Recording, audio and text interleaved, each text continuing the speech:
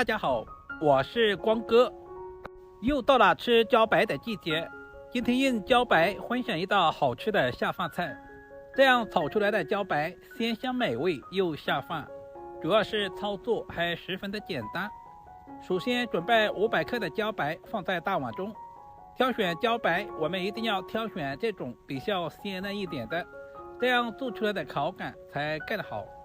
然后加入多一点的清水，因为茭白生长在淤泥里面，表面难免有一些细菌或者是杂质，我们要像视频中这样把每一个茭白都粗洗一遍。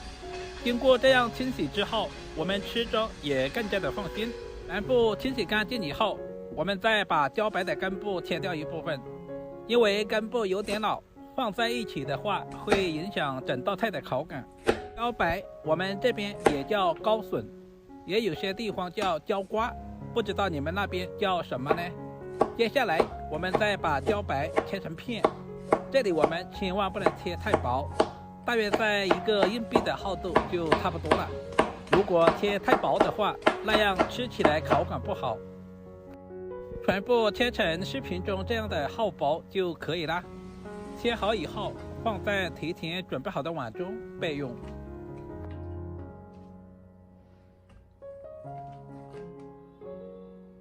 接下来我们再简单的准备一些配菜，准备小段去皮的胡萝卜，先切成块，然后再切成菱形片。胡萝卜的营养也十分的丰富，还有丰富的胡萝卜素，也是小朋友们特别喜欢吃的。片我们也不要切太厚，大约和茭白的厚度差不多就可以了。切好放在准备好的碗中。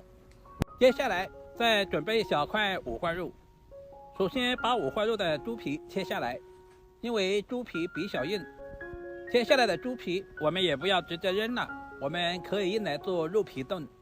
然后把五花肉切成厚片，这里我们尽量的切厚一些，其实肉无肉都无所谓，我们就要用五花肉里面的油脂来炒茭白。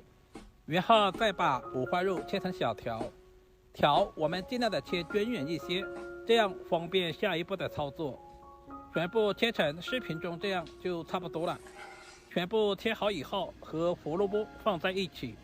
接下来准备一个大青椒，这种青椒没有什么辣味，主要是用来搭配颜色。对半切开以后，我们再把里面的辣椒籽全部处理干净，接着把青椒切成1公分左右的小长条，然后再切成1公分左右的菱形块。全部切好以后放在准备好的碗中。接下来我们再简单的准备一些配菜，准备去皮的大蒜用刀拍一下，然后再准备一小块老姜，同样用刀拍一下，接着全部剁成稍微细一点的姜蒜末。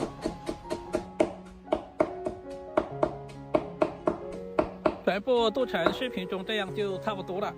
把切好的姜蒜末放在准备好的碗中，接着再准备几个小米椒切成小圈。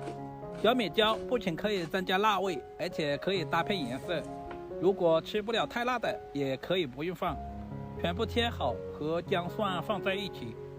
接着我们再准备一小把清洗干净的香葱，我们把香葱切成3公分左右的小段。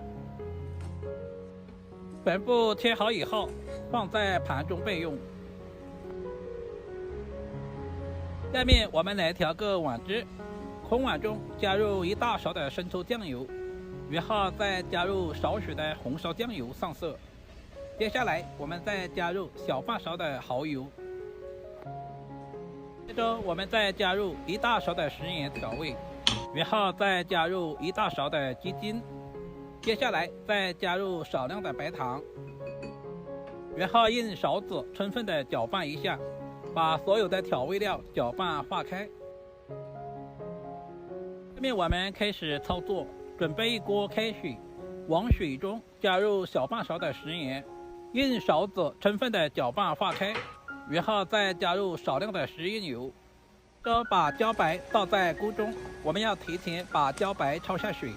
加入食盐是提前给茭白提前入下底味，食用油可以锁住茭白的营养不流失。用筷子稍微的翻拌一下，使其受热均匀，大约煮30秒左右。我们再把切好的胡萝卜片也倒在锅中，再次翻拌均匀。这里我们煮制的时间就不需要太长，大约在30秒左右就差不多了。如果煮的时间太长，吃起来就不爽脆了。煮成视频中这样，我们就全部捞出来，放在提前准备好的凉水中充分过凉。这也是茭白爽脆的重要原因。然后用筷子稍微的翻拌一下，使其快速过凉。另起锅，加入少量的食用油，我们再把五花肉全部倒在锅中，开小火把五花肉炒出多余的油脂。这个过程大约要2分钟左右。随着温度的升高，五花肉也变成了微微的黄色，也炒出了很多的猪油。用猪油来炒茭白，吃着都有肉的香味。接下来，我们再把切好的姜蒜、小米椒也放在锅中，再次翻炒均匀，充分的炒出姜蒜的香味和小米椒的辣味。然后再把过凉的茭白控干水分全部倒在锅中。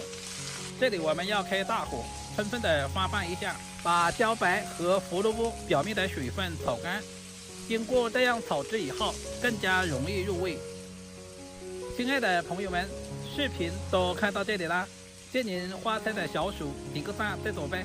您的每一个点赞留言都是我前进最大的动力，非常感谢您一直以来的支持与鼓励。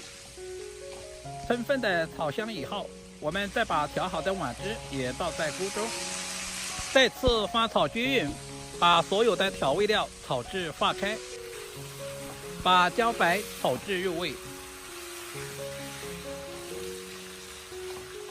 接下来把切好的青椒片也倒在锅中，再次翻炒均匀，把青椒片炒至断生。接着加入少量的水淀粉，再次翻拌均匀，使所有的茭白表面都能够裹上薄薄的芡汁。接下来我们把切好的葱段也加在锅中，再次翻炒均匀，把香葱炒出香味。这里我们炒制的时间不需要太长，大约翻炒个6、7、8秒就可以出锅了。一道营养又美味的小炒茭白就这样做好了，是不是非常的简单？如果你也喜欢，就赶紧收藏起来试试吧。这样炒出来的茭白鲜香美味又下饭，主要是操作还十分的简单。家中来客炒上一盘这样的茭白，非常的有面子。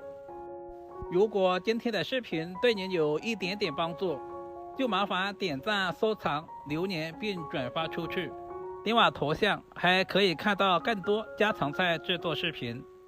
好了，今天的视频就简单的分享到这里啦，我们下个视频再见吧。